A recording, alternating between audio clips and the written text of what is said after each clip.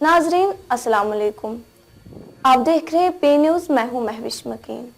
पेश है आज का खुसूसी प्रोग्राम चेस्ट डिजीज के head of department doctor Naveed Nazir के साथ। जैसा कि आप जानते हैं कि वादी कश्मीर में मौसमी सरमा आते ही सर्दी अपने तेवर दिखाने लगी है और पूरी वादी को अपने लपेट में लिया है। श्रीनगर में कुछ दिनों से मामूल से ज्यादा सर्दी और धुंध ने लोगों को घरों में मासूर कर दिया। वही सर्दी आते ही हमारी वादी में बीमारियों में भी इजाफा होता है। अक्सर लोगों में खांसी, नज़ला, जुकाम होता है और सांस लेने में तकलीफ पेश आती है। इस सिलसिले में हम आज चेस्ट डिजीज के head of department doctor Naveed Nazir से बात करेंगे और जानेंगे इन सर्दी के अयाम में हमें किन चीजों से बचना चाहिए और कौन कौन से इकदामात करने होंगे। हम डॉक्टर साहब से उन कोविड मरीजों के बारे में पूछेंगे जिनको कोविड के दौरान ऑक्सीजन लेवल कम हुआ था और बाल बाल बच गए थे। डॉक्टर साहब से सीओपीडी मरीजों के बारे में जानकारी हासिल करेंगे जिनको इन सर्दियों के अयाम में सांस की शिकायत रहती है और ऑक्सीजन लेवल कम होता है। उनके बारे में वो क्या मशवरा देते हैं, आइए देखते हैं डॉक्टर साहब का क्या कहना है। देखिए, जब मौसम सरमा आता है तो हम देखते हैं कि जो छाती के अमराज में मुब्तला पेशेंट्स होते हैं, वो सीओपीडी वाले हों, अस्थमा वाले हो या ब्रोंकाइटिस वाले हों, उनकी जो ऑलरेडी एग्जिस्टिंग डिजीज़ होती है उनमें इजाफा हो जाता है। मेनली कॉज होता है कि जो इस टाइम वायरल इन्फेक्शन होते हैं या सुपररेटेड फिर बैक्टीरियल इन्फेक्शन हो जाता है, वही रीज़न होता है क्योंकि जब इन्फेक्शन हो गया तो उनकी ऑलरेडी एग्जिस्टिंग डिजीज़ जो होती है उनका अटैक आ जाता है और उनके सिम्टम्स एग्रीवेट हो जाते हैं।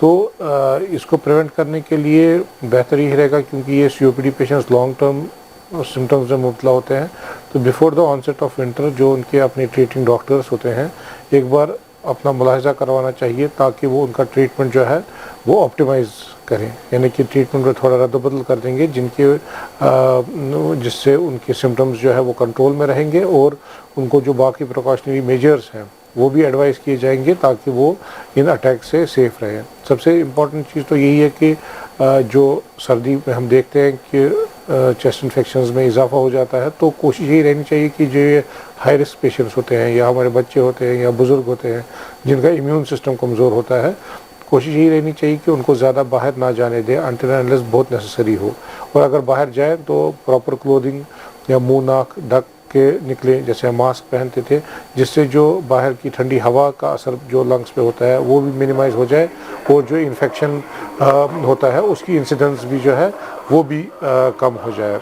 देखिए, हमें जो ऑक्सीजन सैचुरेशन होनी चाहिए नॉर्मली हमें सबकी अराउंड 94 से ज़्यादा होनी चाहिए नॉर्मल लेवल पे।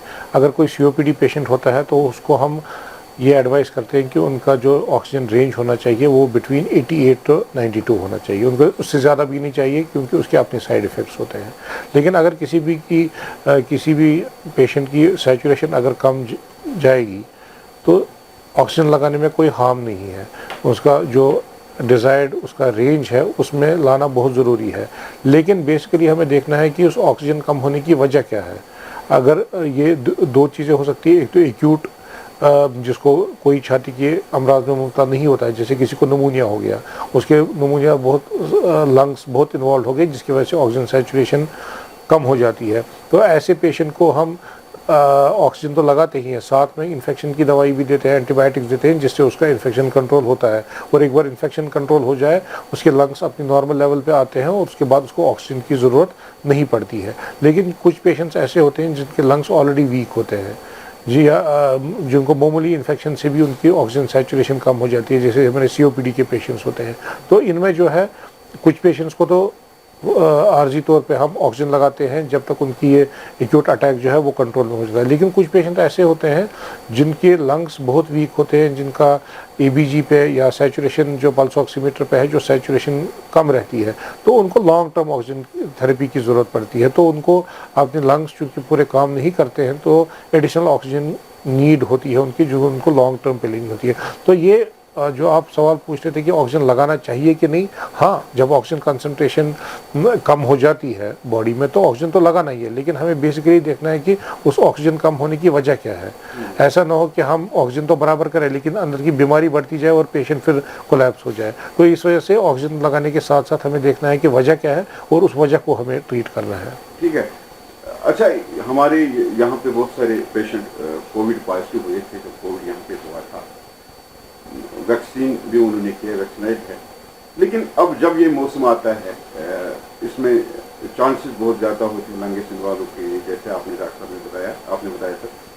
तो ऐसे पेशेंट को जो कोविड पॉजिटिव हो चुके थे और यहाँ हॉस्पिटल में या दूसरी जगहों में बड़े क्रिटिकल पोजीशन में थे, तो उनको क्या प्रिकॉशन इस मौसम में लेनी चाहिए जबकि चारों तरफ फॉग है या मौसम बहुत खराब है? देखिए, जब मौसम चेंज हो जाता है, जब विंटर का मौसम आता है तो हम देखते हैं कि छाती के अमराज में वैसे ही इजाफा हो जाता है।